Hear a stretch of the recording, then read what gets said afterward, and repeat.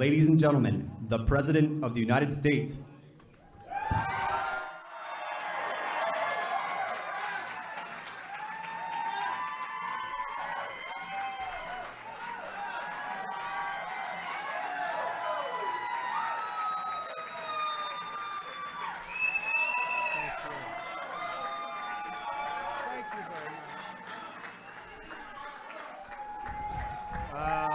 Beautiful. Thank you very much. I appreciate you being here, and I'm really thrilled once again to welcome so many of my friends to the White House to celebrate Hispanic Heritage Month. That's a big month. That's a big month, right? And I want to thank all of our incredible representatives that are here, and a very good friend of mine who's done a fantastic job, Vice President Mike Pence. Where's Mike? Mike. Thank you, Mike. Today we come together to honor the incredible contributions Hispanic Americans make to our communities, our culture, and our country every single day. You know it. Hispanic Americans embody American values, devotion to faith and family, commitment to hard work, enterprise and community service, and a fierce patriotic pride. Does that sound like you? I think so, right? Throughout all 50 states, Hispanic Americans enrich our nation in countless ways, from small businesses to support our neighborhoods and to innovations that improve our lives, and through military service that protects our people and our great American flag.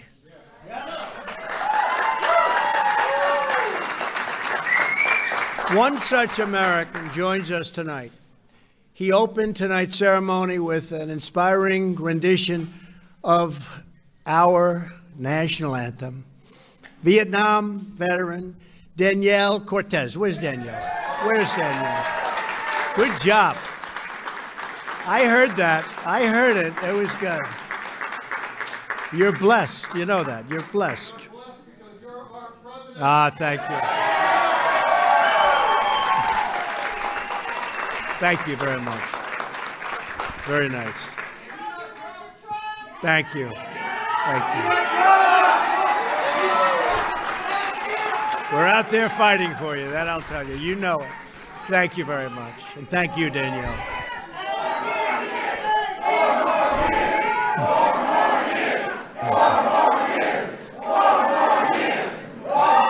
Thank you very much. Thank you. What a lot of spirit, but I know that about you. I know that. I know all about your spirit. You got great spirit. Thank you very much, everybody. Appreciate it.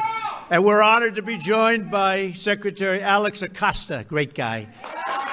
Great guy. Thank you, Alex. And the Treasurer of the United States. That's a very big position, huh? Jovita Carranza. Thank you. Jovita. That's a very big position. Thank you, Jovita. Thank you as well to the many ambassadors joining us, some of whom were just credentialed earlier today. They came over to the Oval Office. We took pictures. We said hello. Some great, great people. Put your hands up wherever you may be. Put your hands up. Yes, yes. Great people. Thank you. You're going to have a good time. And congratulations to all of you. Congratulations. And thank you to all of the state and local leaders who are here with us this evening, including New Mexico's great governor, Susana Martinez. Susana. Thank you, Susana. Great job. Thank you, Susana. And Puerto Rico's Lieutenant Governor, Luis Marín. Where's Luis? Luis, come up here, Luis. Great job. That's a great job. You did a great job. Well, I didn't mean the stage, but that's okay. Come on up here anyway. Hey, Luis, why don't you all come on up? Come on, you've been so incredible. Come on up, Mike. Come on up on the stage. Thank you. Thank you. That wasn't in the playbook, but I think they deserve it. Do you agree? Right? Come on up. Good, Suzanne. Good. Great job. I want to thank Luis for his partnership with our agencies during the unprecedented disaster that you saw what happened and everybody saw what happened, the recovery and all of the efforts we made in Puerto Rico. It's been an incredible, tough situation, but we fought and we are winning that one big. And I want to thank you, Luis, and everybody. I want to thank you and the people of Puerto Rico. And we stand with Puerto Rico, and we are helping them to rebuild stronger and better than ever before. And that's what's happening, too. Thank you. Thank you, Luis. As we speak, our fellow citizens are being affected by the devastating impact of Hurricane Florence. Nearly 20,000 federal and military personnel are deployed to support response efforts along the southeast coast. These are incredible people that are going through a lot right now. We will do whatever it takes to keep the American people safe. To every family who has lost a loved one in these really devastating hurricanes and storms, all of America grieves with you. Our hands are folded in prayer and outstretched with love. We will never, ever leave your side. Today, as we celebrate Hispanic Heritage Month, we share our gratitude for all the ways Hispanic Americans make our country flourish and prosper. These are incredible people. You know you're incredible people, don't you? Huh? You know that, don't you? Especially with that beautiful Trump hat on. Thank you. That's good. That's good. Great. Thank you. That's beautiful. Thank you very much. From our courts to our classrooms, from large boardrooms to small businesses, from state houses to the White House, Hispanic Americans uplift our citizens and inspire our nation. You really do. You inspire our entire nation. And I want to let you know that personally. Thank you, Tony. Thank you. Very nice. Thank you. We especially thank the 250,000 Hispanic Americans who serve in our military and serve well.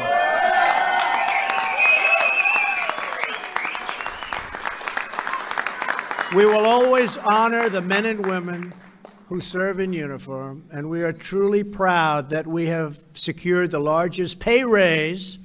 Now, unless they want to give it back. Okay? Anybody want to give it back? No, don't bother. For our troops, the largest one in a decade. So we are really very proud of that, and they deserve it, and they deserve it very much. Our military, we've rebuilt, and we're rebuilding our military, $700 billion, and we're rebuilding our military. I won't even say the second number, but the second number for the second year is $716 billion. So that's a lot of money, but there's nothing like what we're doing, and it needed it. It was tired, it was depleted, but on top of that, we got those pay raises for our great military people. Thank you.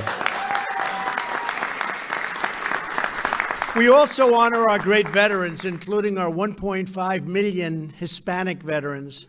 And thanks to the passage of Veterans' Choice, big thing, and Veterans' Accountability, they've been trying for over 40 years to get those two. We are giving our veterans the care they so richly deserve. Finally, finally. It's been a lot of years. They've been waiting a lot of years. At this event last year, I also promised that our massive tax cuts and regulation cuts would deliver tremendous prosperity to Hispanic Americans. You remember everybody said we weren't going to be able to get them. It wasn't going to happen. It happened. Nobody's cut regulation like we have. In less than 2 years, we've cut more regulation than any other president, and that could be for a much longer period of time. And we also delivered the biggest tax cuts ever, and reform, and tax reform. So now we have the best economy in the history of our country. Big one. That's a big one. We have created more than 4 million new jobs since the election, and the Hispanic unemployment rate has recently reached an all-time historic low in the history of our country. I don't know how you beat that in an election. When we say, Susanna, when we say that Hispanic has reached the lowest unemployment rate in the history of our country, how does somebody beat that? Say, oh, they're going to do better? I don't know. I don't think so. They're not going to do better. In fact, it'll start going in the wrong direction. Middle-class income has reached a new all-time high, and household income grew fastest among Hispanics. Did you know that? Median income for Hispanics rose by 3.7% and surpassed $50,000 for the first time ever in history.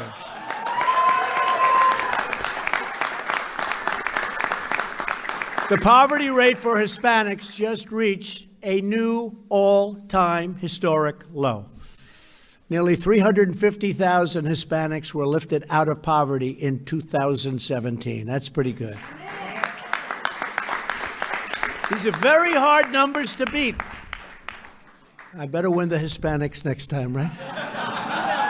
But we did well. We did well. Did a lot better than anyone thought, but we better win it, Alex. Okay, I'm going to put that on you.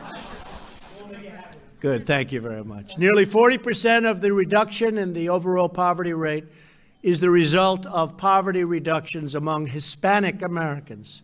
Home ownership among Hispanics is at the highest rate in nearly a decade. Hispanic-owned businesses now make up more than 10% of all businesses in the United States. That's an incredible number.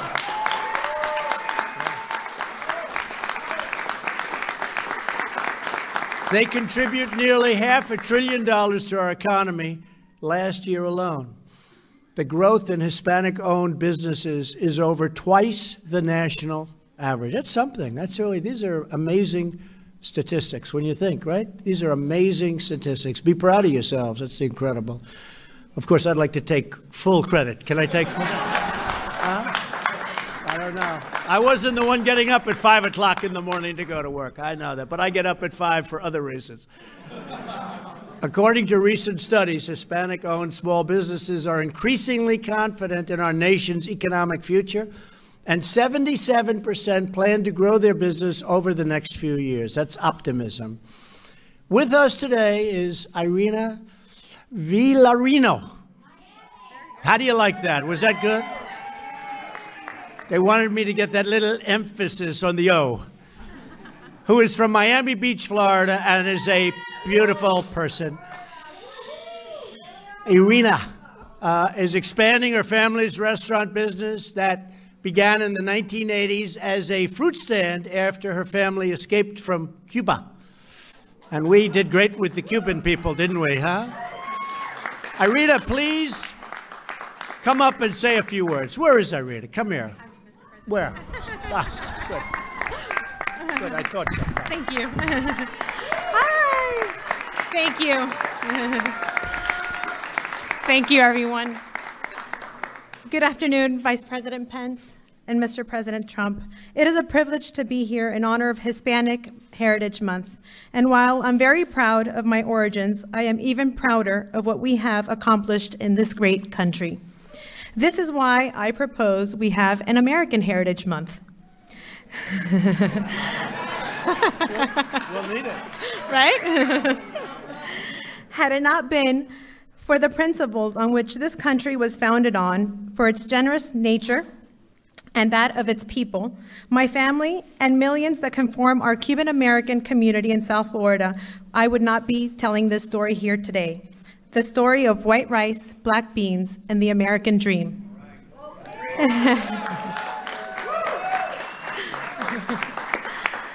My father was a political prisoner in Cuba, and we had the opportunity to immigrate to the United States in 1980 during the Mariel Exodus. 4 years later, we opened our first restaurant, Las Vegas Cuban Cuisine in Hollywood, Florida. Today, we employ over 400 employees in South Florida in 15 locations. While we have worked hard, I am fully aware that our success is not solely merited on our persistence, but on the attribute of the free market principles and the opportunities available to all Americans, whether you are from Cuba, Cambodia, or Kansas. Bureaucratic policies, senseless spending, red tape, and increased taxes do not help entrepreneurs or the middle class or anyone who is attempting to aspire above their means. On the contrary, they stifle upward mobility. Thank you, Mr. President, for recognizing. How am I doing? You're doing great. Good. Thank you, Mr. President, for recognizing we were deviating from this path and that in order to preserve these opportunities for future generations, we must keep America great.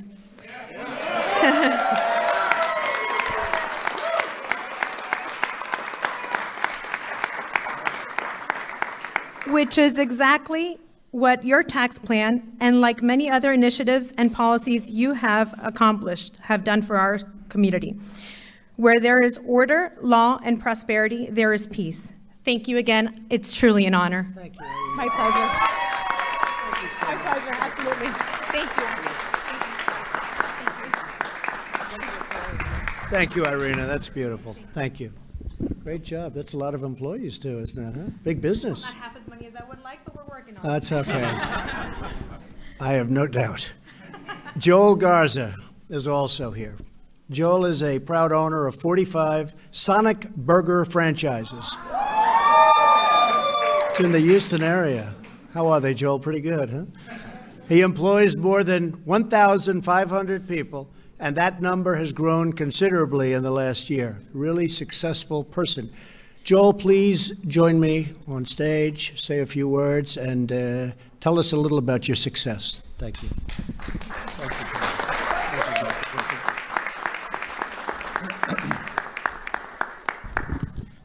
Thank you, Mr. President. It's an honor to be here representing the Hispanic community, and I stand here on the shoulders of my family and many Hispanics that work hard every day to make America great.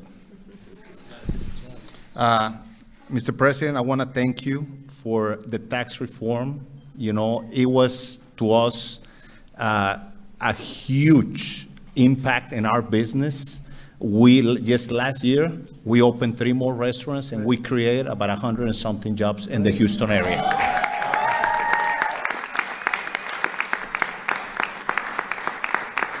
It's been a lot easier for us to go to institution financials and borrow money in the last few years, the last 2 years, than before.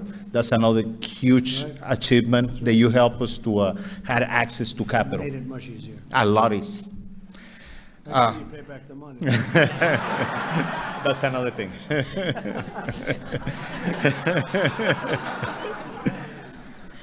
I want to thank my lovely wife that she's been with me since day one, because when we started, it was not easy. Angie. And like a typical Hispanic, my daughter Gigi, my son Joel Jr., and my son Andy, my parents, my grandkids, and especially a real good friend of mine that make this possible to be here with you, Rick Figueroa and Mario. I don't know where they're at. And all we ask is that God give you health. That way you can be with us and guide this country in the right direction. Thank you very much. God give you so many years. Thank you for everything.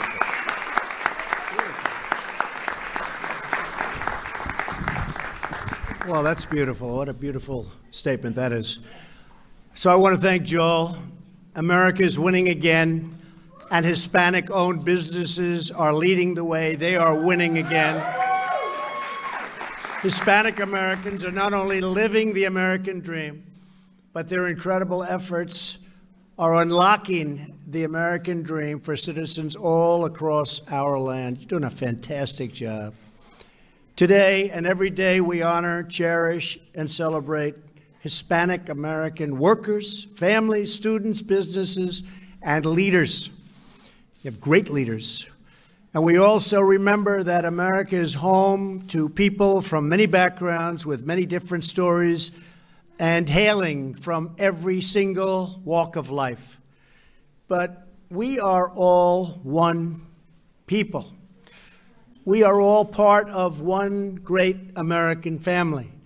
And we are all in this together. saluting one flag, singing one anthem, and pledging allegiance to one nation under God.